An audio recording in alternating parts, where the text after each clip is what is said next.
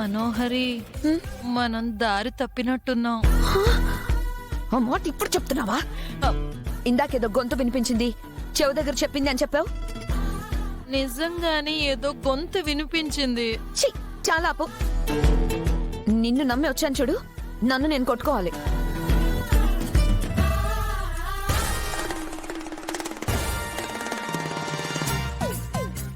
అడవంతా silent గా ఉంది. అసలు ఆ రౌడీలు ఉన్నారో వెళ్ళిపోయారో తెలీదు. ఇప్పుడు ఏం చేయాలి? సరే పద. మనోహరి, ఏంటి? అటువైపు వెళ్ళొద్దు. ఏ, అటువైపు ఏమైనా పెద్ద పుల్లుందా? అంతకు మించిన ప్రమాదమే ఉంది. అటు చూడు.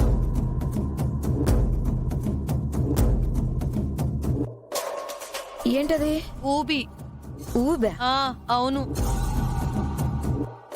అందులో పడ్డావంటే ప్రాణాలతో బయటపడలేవు.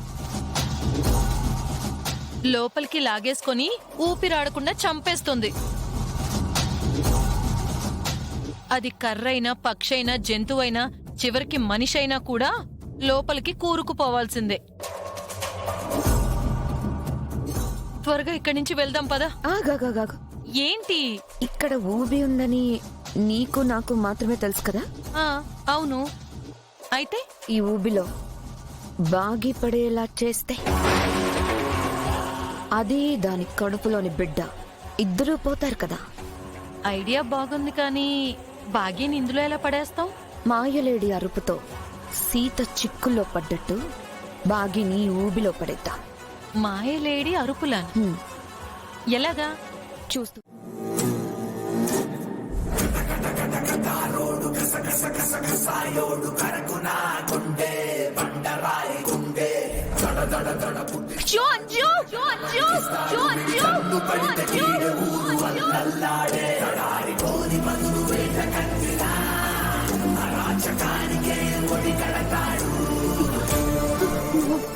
మనోహరి ఏంటి అంజు అని అరుస్తుంది?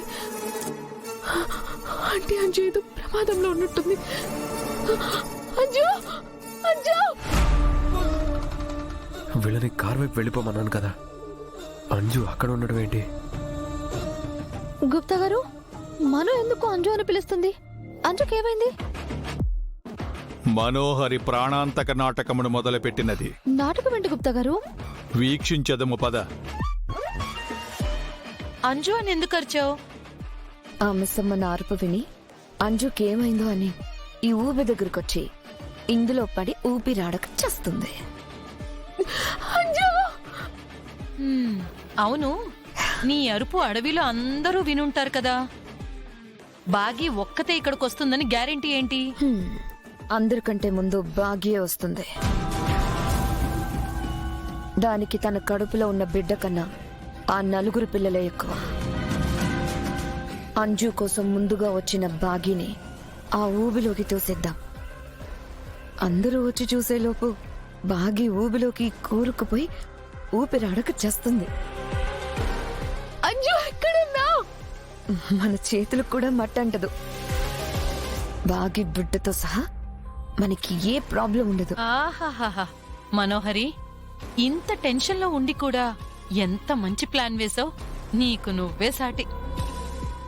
సరే సరే, బాగి వచ్చేలోపు మనం చాటుగా దాక్కుందాం పద.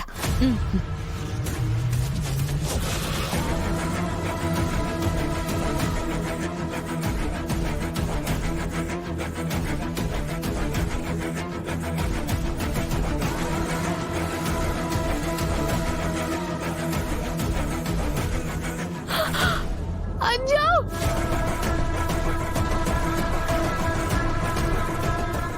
రావే రా.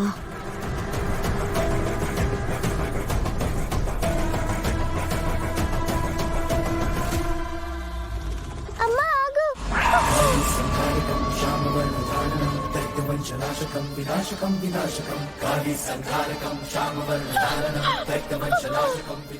అంజు!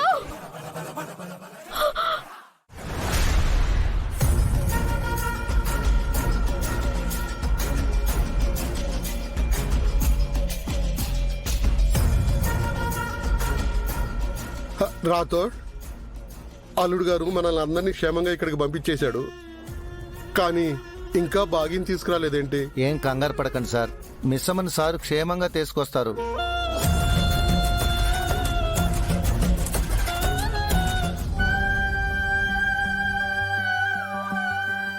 అమ్మయ్యా. బాగి, అమ్మా బాగి, నీకేం కాలేదు కదమ్మా? ఏం కాలేదు నాన్న.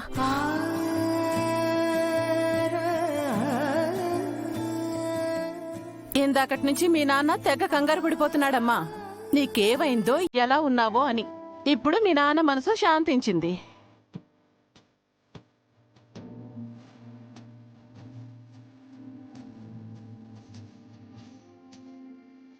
మీ అందరికి ఏం కాలేదు కదా? అందరూ సేఫే మిస్సమ్మా. మనోహర్ గారేంటి ఇలా ఉన్నారు? ఏమైంది? మనోహరి మేడం గారు ఊబిలో పడిపోతే బాగి మేడం గారు కాపాడారు. ఆ, సరే అయితే అందరూ కార్లు ఎక్కండి. అడవిలో ఎక్కువసేపు ఉండడం అంతా సేఫ్ కాదు. పదండి. బాగి, నువ్వు నా కార్లో కూర్చో. పిల్లలు రాథోడ్ కారులో వస్తారు, ఆ, చంబా మనోహరి కారులో వస్తుంది. అందరూ పదండి. పదండి వెళదాం. పదండి పిల్లలు.